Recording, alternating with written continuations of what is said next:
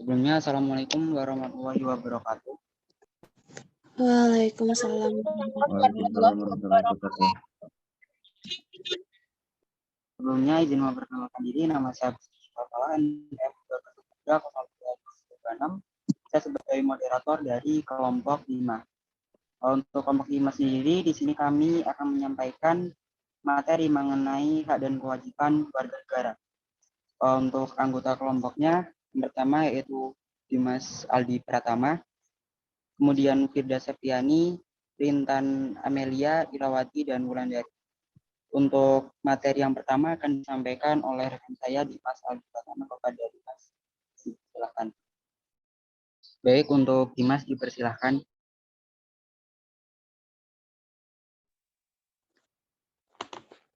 Warga negara dan kewarganegaraan. Warga negara.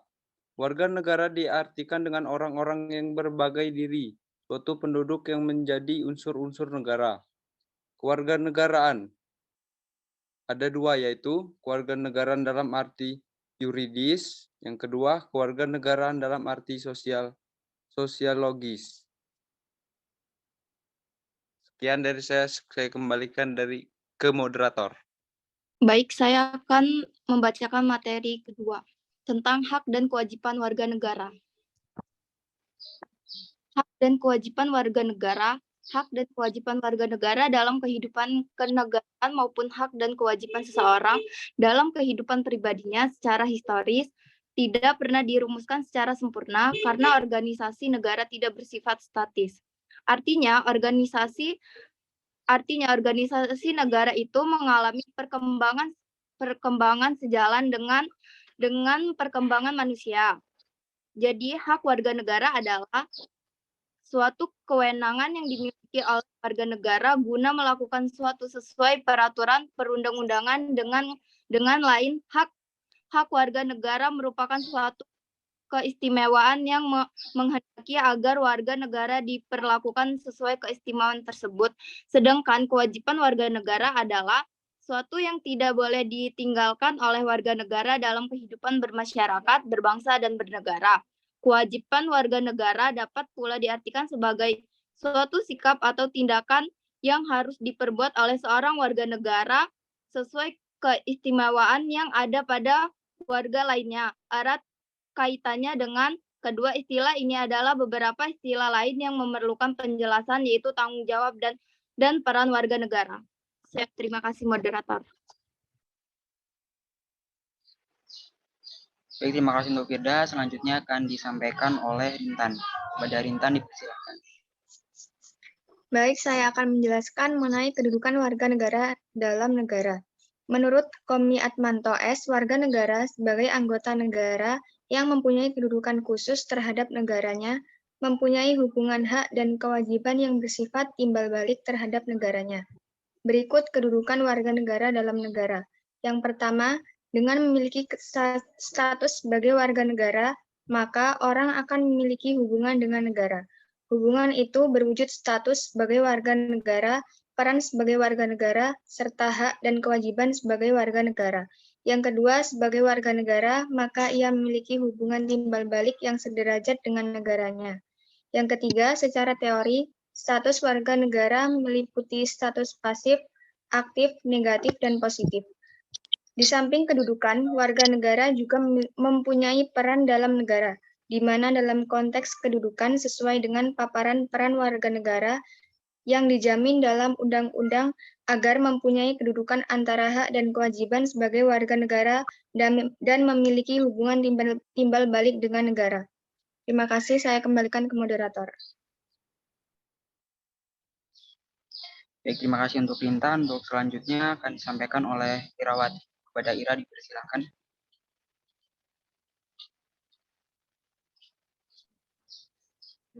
Baik, terima kasih atas waktunya moderator. Di sini saya akan menjelaskan tentang hak dan kewajiban warga negara. Sebagai seorang warga negara, kita harus memahami hak dan kewajibannya. Tujuan seorang warga negara harus memahami hak dan kewajibannya adalah untuk memastikan bahwa semua warga negara dapat menghormati hak mereka sendiri dan orang lain, serta memenuhi kewajiban mereka, seperti yang telah diatur pada Undang-Undang Dasar 1945 pasal 27 sampai 31. Di sini saya akan sedikit menjelaskan tentang pasal 27. Hak pada pasal 27 terdapat pada ayat 2 dan 3. Bunyi pasal 27 ayat 2 yaitu setiap warga negara berhak atas pekerjaan dan penghidupan yang layak bagi kemanusiaan. Maksud pasal ini adalah setiap warga negara Indonesia memiliki hak untuk mendapatkan pekerjaan dan penghidupan yang layak. Sedangkan bunyi pasal 27 ayat 3 yaitu setiap warga negara berhak dan wajib ikut serta dalam upaya pembelaan negara. Maksud dari pasal 27 ayat 3 ini adalah setiap warga negara memiliki hak dan kewajiban untuk ikut serta dalam upaya pembelaan negara. Ayat ini ditunjukkan untuk menciptakan kesadaran bagi masyarakat untuk melakukan bela negara. Sedangkan pasal 27 ayat 1 sendiri mengatur tentang kewajiban seorang warga negara, yaitu berbunyi segala warga negara bersamaan kedudukannya di dalam hukum dan pemerintahan, dan wajib menjunjung hukum dan pemerintahan itu dengan tidak ada kecualinya. Maksud pasal 27 ayat 1 ini adalah tiap warga negara Indonesia memiliki kedudukan yang sama dalam hukum dan pemerintahan. Artinya yaitu bahwa tiap warga negara memiliki hak untuk dibela, diperlakukan sama di mata hukum, serta mendapat keadilan. Sekian, terima kasih. Saya kembalikan ke moderator. Baik, terima kasih untuk Irawati. Untuk selanjutnya akan disampaikan oleh Wulandari. Kepada Wulan dipersilahkan. Baik, selanjutnya pelanggaran hak dan kewajiban warga negara. Faktor pertama, sikap egois. Setiap orang mempunyai hak dan kewajiban. Tetapi jika seseorang selalu menuntut haknya tanpa memenuhi kewajibannya, maka akan terjadi pelanggaran. Sikap egois tidak akan memikirkan orang lain dan akan melakukan apa yang diinginkannya. Seseorang dengan sikap egois akan melakukan berbagai agar hak-haknya dapat terpenuhi. Selanjutnya, faktor penyebab terjadinya pelanggaran hak dan kewajiban warga negara berasal dari instalasi maupun aparat negara. Di antaranya, sikap kurang tegasnya aparat penegak hukum yang memegang peranan penting dalam bernegara dan bermasyarakat, sehingga harus tegas menanggapi permasalahan yang ada. Selanjutnya adalah faktor-faktor penyebab masyarakat untuk melakukan tindakan tersebut adalah kurangnya pemahaman dan kesadaran masyarakat tentang hukum, kekhawatiran masyarakat tentang kasus pencurian yang tidak pernah terungkap, penegakan hukum yang lemah, dan ketidakpercayaan masyarakat kepada penegak hukum. Selanjutnya, upaya yang dapat dilakukan untuk mengatasi berbagai kasus pelanggaran hak dan pengiklaran kewajiban warga negara. Yang pertama, supremasi hukum dan demokrasi harus ditegakkan. Pendekatan hukum dan pendekatan dialogis harus dikemukakan dalam rangka melibatkan partisipasi masyarakat dalam kehidupan berbangsa dan bernegara. Yang kedua, mengoptimalkan peran lembaga-lembaga selain lembaga tinggi negara yang berwenang dalam penegakan hak dan kewajiban warga negara seperti Komisi Pemberantasan Korupsi atau yang sering kita sebut KPK. Yang ketiga, peningkatan kualitas pelayanan publik untuk mencegah terjadinya berbagai bentuk pelanggaran hak dan pengiklaran kewajiban warga negara oleh pemerintah. Baik, sekian dari saya kembalikan kepada moderator. Baik, terima kasih untuk teman-teman yang sudah menyampaikan materinya. Untuk selanjutnya di sini kelompok 5 membuka pertanyaan bagi rekan-rekan yang ingin bertanya mengenai materi hak dan kewajiban warga negara. Kami membuka 3 orang penanya. Silakan untuk teman-teman yang bertanya untuk Raisen.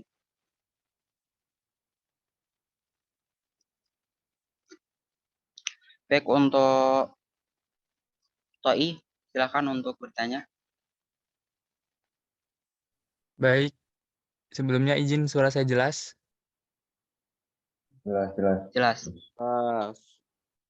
Baik, izin memperkenalkan diri, nama saya Muhammad Thoiyaf Ma'ruf dengan NPM 2213032017.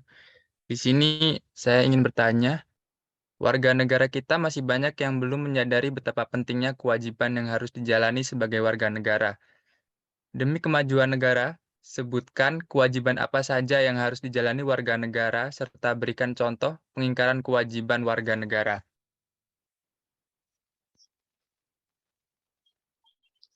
Baik, terima kasih untuk pertanyaannya. Selanjutnya silakan untuk Azara.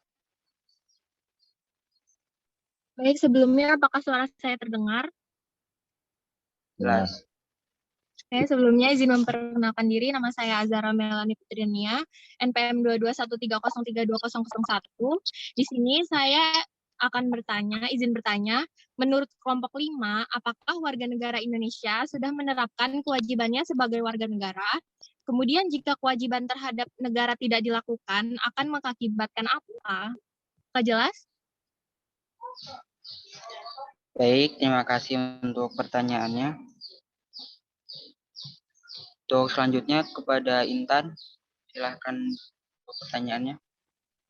Baik, terima kasih moderator. Izin memperkenalkan diri, saya Intan Primawita dengan NPM 22130320004. Di sini saya ingin bertanya mengenai apa yang terjadi apabila hak dan kewajiban warga negara tidak seimbang dan bagaimana cara agar hak dan kewajibannya dapat seimbang.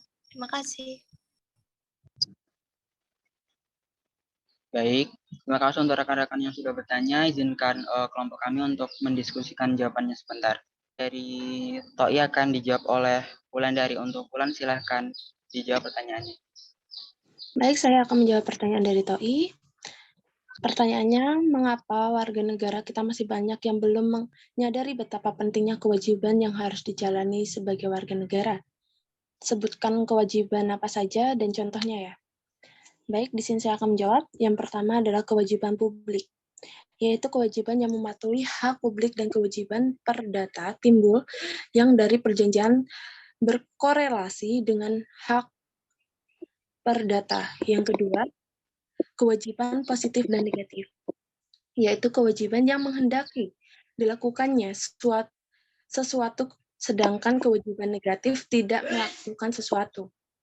Yang ketiga, kewajiban universal atau umum, yaitu kewajiban yang ditujukan kepada semua orang.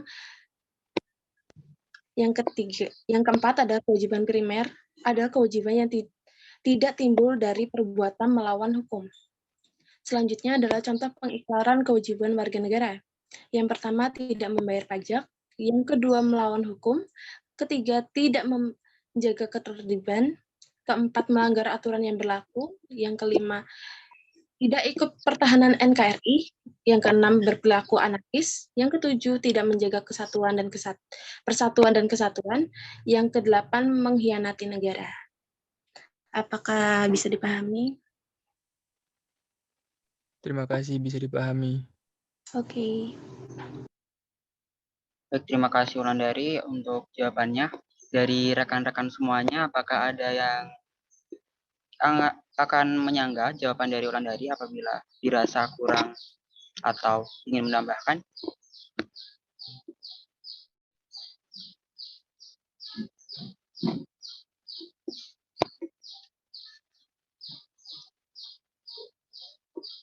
Oke, saya rasa cukup. Untuk selanjutnya pertanyaan yang kedua dari Azhara akan dijawab oleh Dimas. Dimas, silahkan dijawab. Baik, sebelumnya saya akan menjawab pertanyaan dari Azhara. Pertanyaannya, menurut kelompok 5, apakah warga negara Indonesia sudah menerapkan kewajibannya sebagai warga negara? Kemudian, jika kewajiban terhadap negara tidak dilakukan akan mengakibatkan. Kami rasa sebagian banyak warga negara di Indonesia sudah menjalankan kewajibannya. Hak yang utama yang didapatkan ketika kewajiban terhadap negara tidak dilakukan ialah ketika kita tidak akan menerima hak secara penuh. Hak tersebut mencangkup hak atas pembangunan, hak atas pekerjaan, dan hak pendidikan yang layak, hak atas keamanan, hak untuk mendapat perlindungan, hingga hak-hak lainnya. Apakah bisa dipahami? Bisa izin nyangga ya Dimas. Contohnya dari kalau kita udah apa sih udah memenuhi kewajiban sebagai warga negara itu contohnya kayak gimana?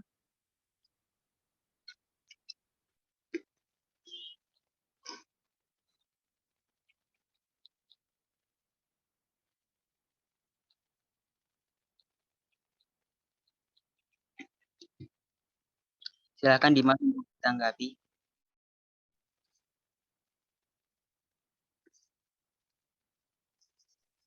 Seperti membayar pajak,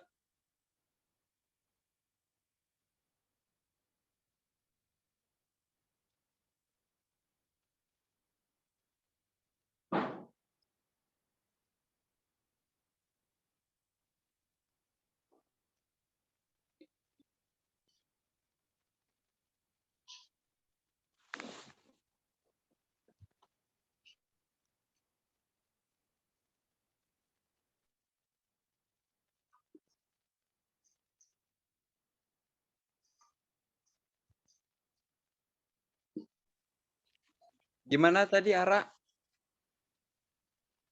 Yang lebih realistisnya gitu, Dim, itu bayar pajak itu kan yang lebih realistis gitu contohnya.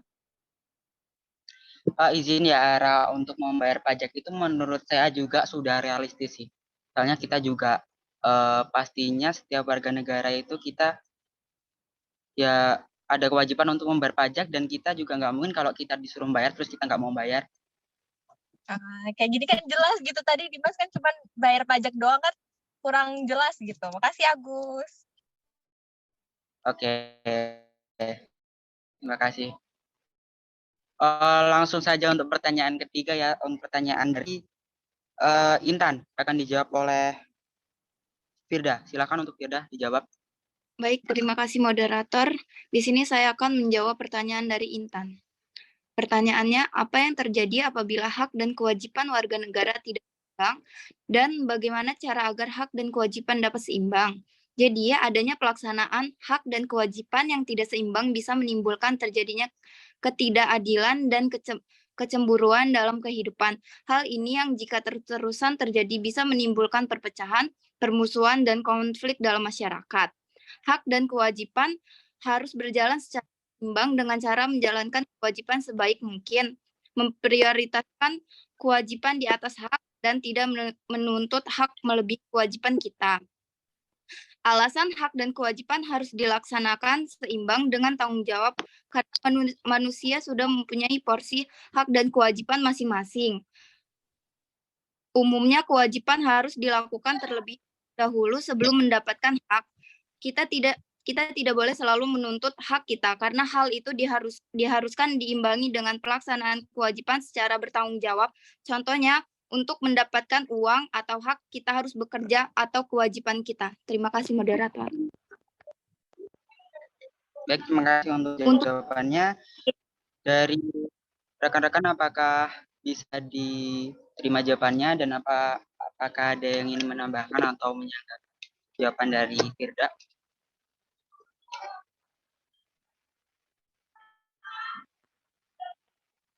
Izin moderator. Baik, silakan.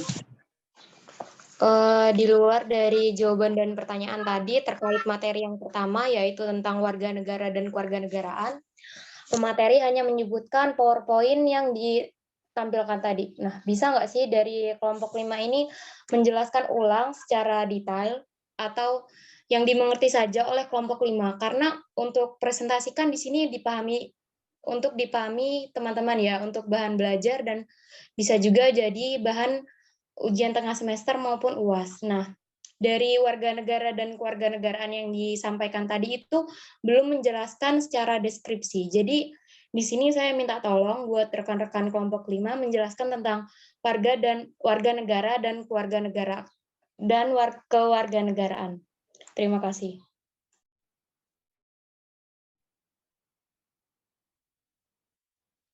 Baik, terima kasih. Untuk yang slide bagian itu tadi disampaikan oleh Dimas, mungkin Dimas bisa dijelaskan ulang.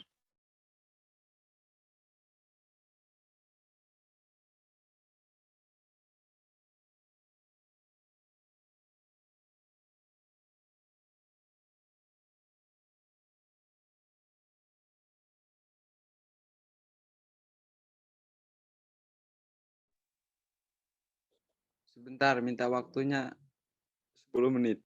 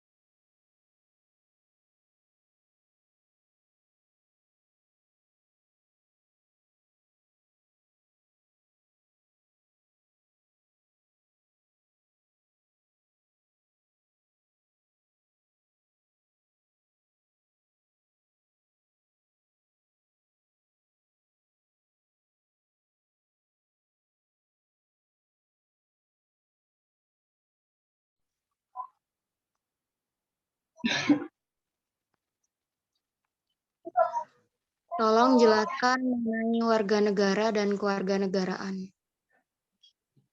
Tolong jelaskan.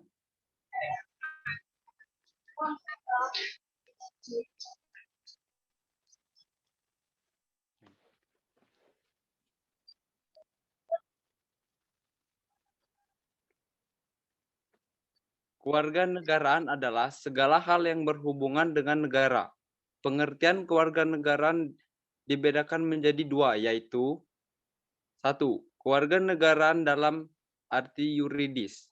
Kewarganegaraan dalam arti yuridis ditandai dengan adanya ikatan hukum antara orang-orang dan negara.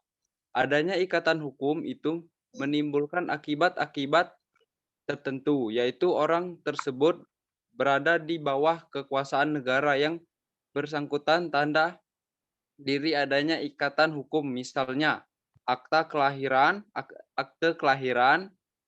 surat pernyataan, bukti kewarganegaraan, dan sebagainya. 2. Kewarganegaraan dalam arti sosiologis. Kewarganegaraan dalam arti sosiologis tidak ditandai dengan ikatan hukum, tetapi ikatan emosional, seperti ikatan perasaan, ikatan keturunan, ikatan nasib, ikatan sejarah, dan ikatan tanah air. Dengan kata lain, ikatan ini lahir dari pernyataan warga negara bersangkutan pada dasar status kewarganegaraan seseorang memiliki dua aspek, yaitu 1. Aspek hukum, di mana kewarganegaraan merupakan suatu status hukum. Kewarganegaraan kasusnya di bidang hukum publik. 2. Aspek sosial, di mana kewarganegaraan merupakan suatu keanggotaan suatu bangsa tertentu, yakni sekumpulan manusia yang terkait suatu dengan lainnya karena kesatuan bangsa, kehidupan sosial, budaya, serta kesadaran nasional. Gimana, Aisyah? Oke, terima kasih atas penjelasannya.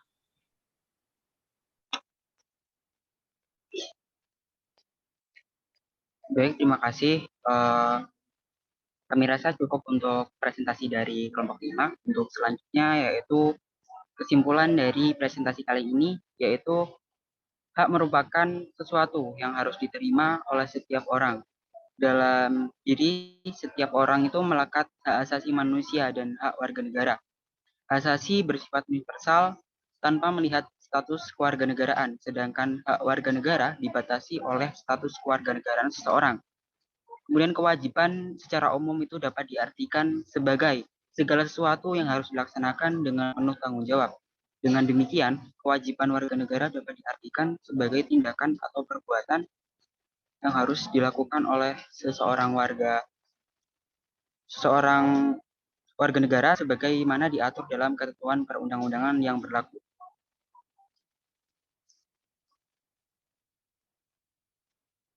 Cukup sekian presentasi dari kelompok 5. Kurang lebihnya mohon maaf. Kami akhiri. Wassalamualaikum warahmatullahi wabarakatuh. Waalaikumsalam warahmatullahi wabarakatuh.